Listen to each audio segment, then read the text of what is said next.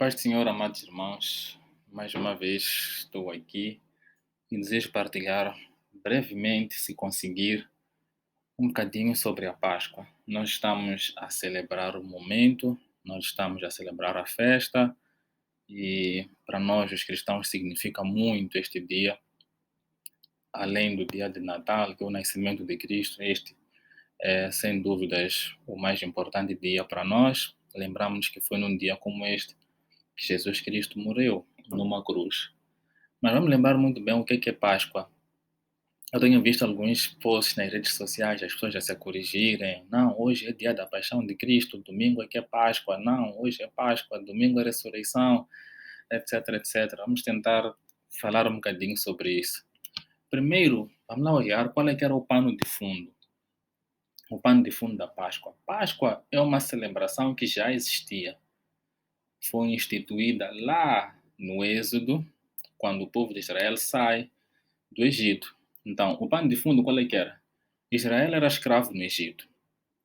Se os irmãos bem se lembram, Israel chegou ao Egito nos tempos de José. José vivia lá, era imperador no Egito, então havia uma fome muito grande em toda a região e os filhos de Jacó, que depois passou a chamar-se Israel, vieram e passaram a viver com ele no Egito, na terra de Gósen. Então, depois disto, José mora, o pai dele, Israel ou Jacó, mora, e morre também o faraó dos tempos de José, que conhecia José e que respeitava José e tratava muito bem os israelitas. Depois disto, surge um faraó mais à frente, surge um faraó que não conhece nada disso, não conhece Deus, não conhece José, nem quer saber. E ele começa a escravizar o povo de Israel. Por que ele começa a escravizar o povo de Israel? Porque o povo de Israel ainda vivia no Egito e Deus, claro, abençoava o seu povo, de tal maneira que os egípcios, começaram a ter inveja dos israelitas. Os israelitas foram crescendo em número, foram crescendo também na sua prosperidade, e o faraó decide começar a dar trabalho pesado aos israelitas. Uma nota interessante é que nos tempos antigos, alguém poderia escolher ser escravo. É engraçado. Escravo naquela altura era como um servo. Era o mesmo que ser, antes dessa questão da parte pesada da escravatura, ser um escravo ou um servo era como ser empregada doméstica de uma casa. Então, muitos homens, por covardia ou alguma outra razão, não queriam ir, por exemplo, para o serviço militar, não queriam, por exemplo, trabalhar na construção civil, então decidiam ser escravos, trabalhar no palácio do rei, no palácio do faraó. Mas depois, ah, o faraó começa a tornar essa tarefa pesada. Os israelitas começam a ressentir-se disto e começam a clamar a Deus. Deus ouve o clamor do seu povo e levanta Moisés. Moisés é levantado para ser o libertador do povo. E depois nós temos uma grande trama, tudo isto é relatado no livro de Êxodo, de 1 a 10. Nós temos uma grande trama entre Moisés e Faraó. Faraó não é um nome específico, é um título. O título literalmente significa a grande casa. E Faraó era considerado um deus na terra, ele próprio, a pessoa do Faraó. Então haviam vários nomes e cada um deles era Faraó tal, Faraó tal. Então depois surgem as 10 pragas, que foram terríveis sobre o povo do Egito. E essas 10 pragas, no final da 10ª praga, é quando entra a Páscoa. Então, este aqui é que é o pano de fundo da Páscoa, onde é que a Páscoa surge. Então, vamos lá lembrar um bocadinho quais são as 10 pragas. A primeira praga, o rio Nilo transformou-se em sangue. Todas as pragas do, todas as pragas que aconteceram foram diretamente contra uma divindade que os egípcios adoravam. Os egípcios adoravam várias divindades. Eles tinham vários deuses. Então, Deus aqui quer se mostrar aos israelitas e aos próprios egípcios que ele é o único e verdadeiro Deus. Então, havia um Deus chamado Deus Nilo, que era também um Deus da fertilidade. E eles adoravam o rio Nilo por causa disso, porque era o Deus dele, era o Deus que lhes dava peixes e todos os frutos do mar. Então, quando Deus transforma o rio Nilo em sangue, está a mostrar que o tal Deus Nilo não tem poder para reverter essa situação, não tem poder para vencer a Deus. A segunda praga, surge um monte de rãs na terra do Egito. Havia uma deusa chamada Reket. Essa deusa era considerada a deusa criadora. Os egípcios desenhavam o corpo de uma mulher com a cabeça de uma rã. E quando Deus faz surgir muitas rãs, eles ficam chateados, o povo egípcio fica chateado com essa deusa Reket, não percebem por que ela está a castigar-lhes com as rãs. E isso também foi um ataque a essa divindade. Depois surgem muitos piolhos. É importante notar que a primeira e a segunda praga, os magos que Faraó chamou conseguiram replicar. Na terceira praga, os magos dizem: Isto é dedo de Deus, dizem para o Faraó. Isto tem intervenção divina, porque surgiram vários piolhos. Havia um deus chamado Deus Tote, que para eles era o deus da magia, o deus da arte, o deus do conhecimento. Era o deus que possibilitava com que eles fossem magos, com que eles fossem, com que mexessem com magia. Mas quando eles percebem isso, eles veem que nem o seu próprio Deus está a conseguir lhes fazer contrapor essa praga ou essa magia, entre aspas. E eles logo avisam ao faraó: isto aqui já é mão de Deus. Na quarta praga, aparece um enxame de moscas. Muitas moscas surgem aí, e aqui começa a haver uma diferenciação entre os israelitas e os egípcios, porque aqui o enxame de moscas não atacou os israelitas. Na zona onde Israel estava, na província onde Israel estava, não havia moscas. A quinta praga é peste sobre os animais. Os animais ficaram doentes todos. Havia uma deusa, que chamava-se deusa Rator, ou Rator, como dizem, que era em forma de uma vaca. E essa deusa era também uma considerada deusa da fertilidade, que fazia todo o gado crescer. Então, quando surge uma peste sobre os animais e essa deusa não consegue proteger os seus animais, os egípcios perceberam que essa deusa não era forte de nada. A sexta praga, surgem úlceras sobre os homens, feridas terríveis. Eles tinham um deus chamado Tifon, que era o deus que livrava eles da dor. Tifon foi incapaz de livrar a eles da dor. Depois da sétima, chuva de pedras, havia uma deusa chamada Serapis, que era a deusa da lavoura. Era a deusa que guardava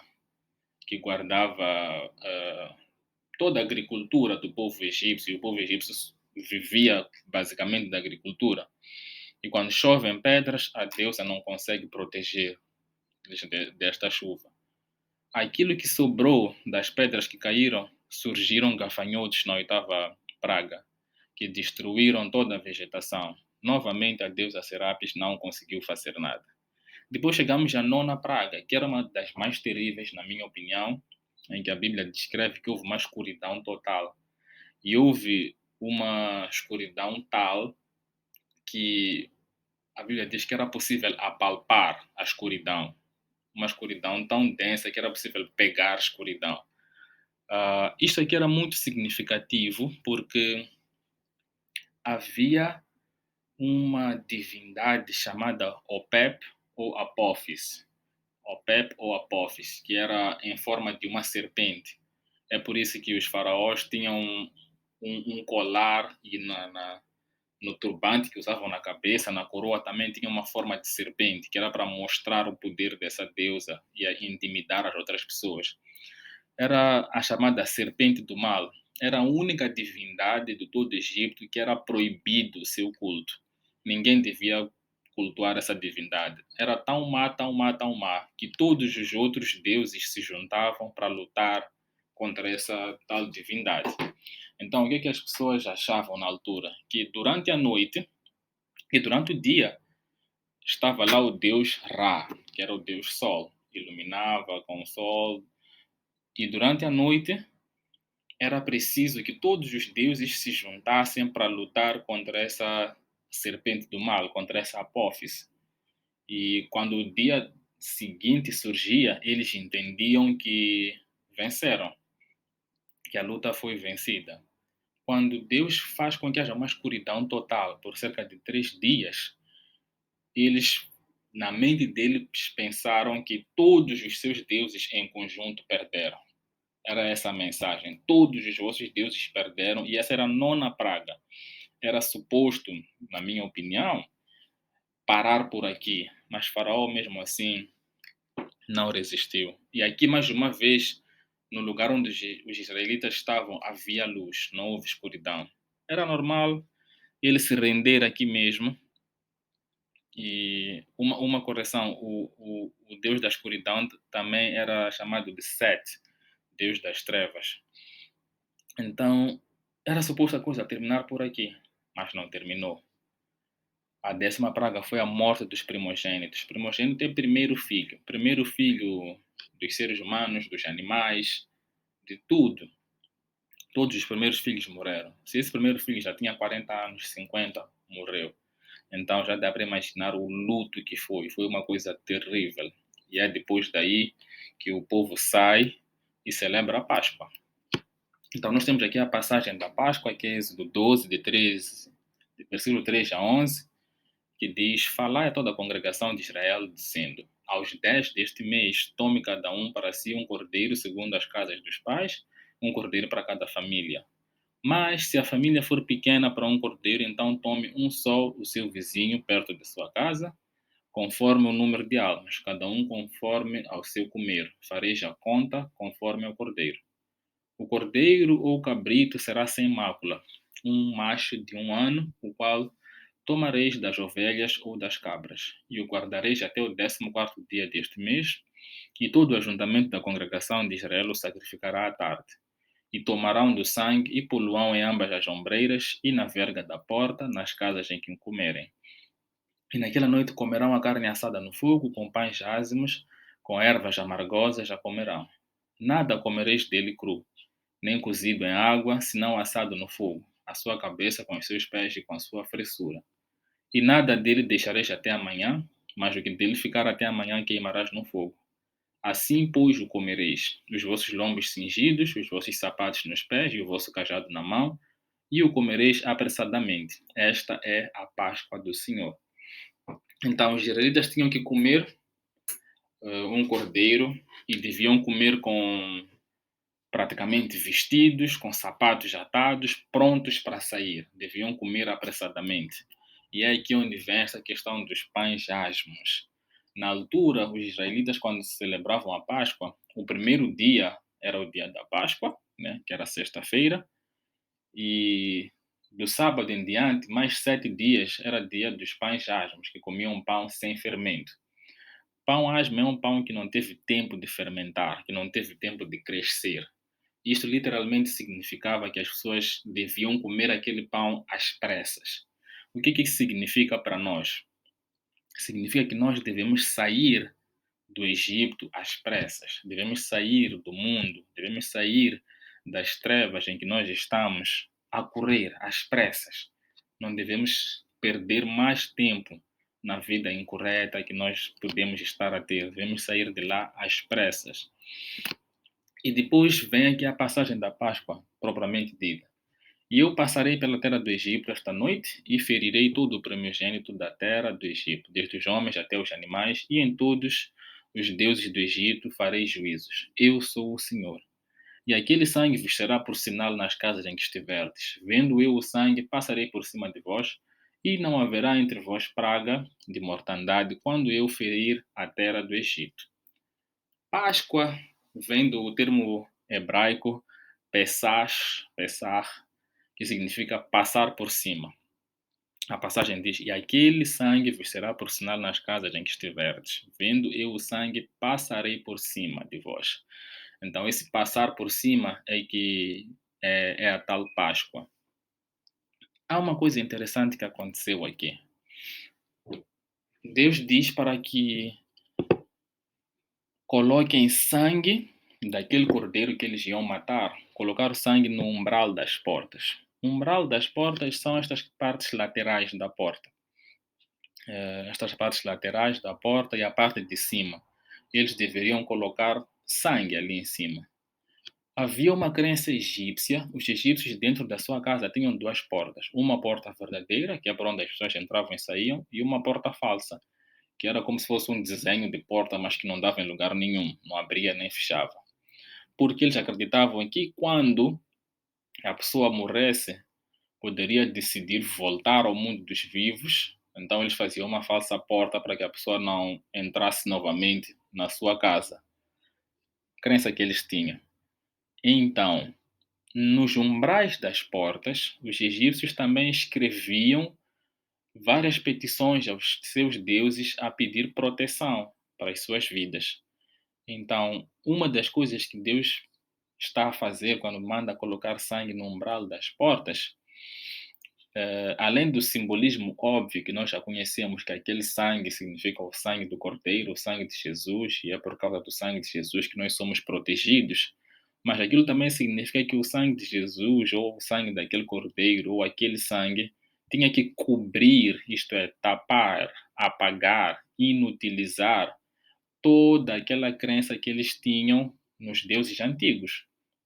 Por que Deus manda isto para os israelitas? Porque os israelitas viviam no Egito já há muito tempo.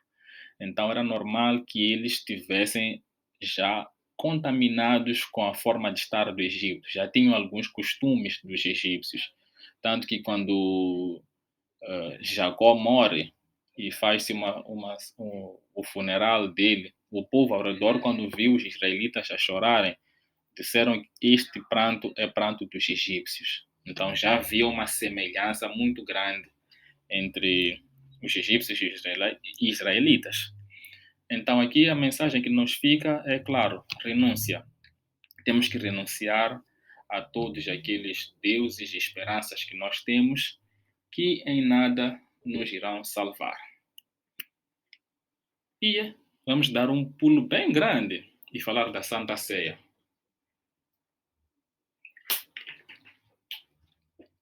Oficialmente, bem, como nós dizemos aqui em bom moçambicano, bem, já não se celebra como tal a Páscoa. Se os irmãos forem se lembrar, quando o Senhor Jesus comeu a sua Páscoa, celebrou a sua Páscoa, ele comeu o seu tomou o pão, tomou o vinho, dividiu com eles, e ali houve uma mudança de paradigma. Já não se fez mais aquela questão de aspergir o sangue no umbral das portas, porque o próprio sangue de Jesus seria derramado no dia seguinte. E nós não temos um relato de que Jesus que ele comeu a carne de um animal. Vemos que ele comeu o pão, que eles tomaram o cálice, mas não está dito que eles tomaram a carne de um cordeiro, por exemplo. Não vou entrar aqui em detalhes se ele comeu ou não, porque não é muito relevante para o que queremos discutir. Mas quando é instituída a nova ceia, diz-se que Jesus diz: tomai, comei, isto é o meu corpo que é partido por vós. Fazei isto em memória de mim.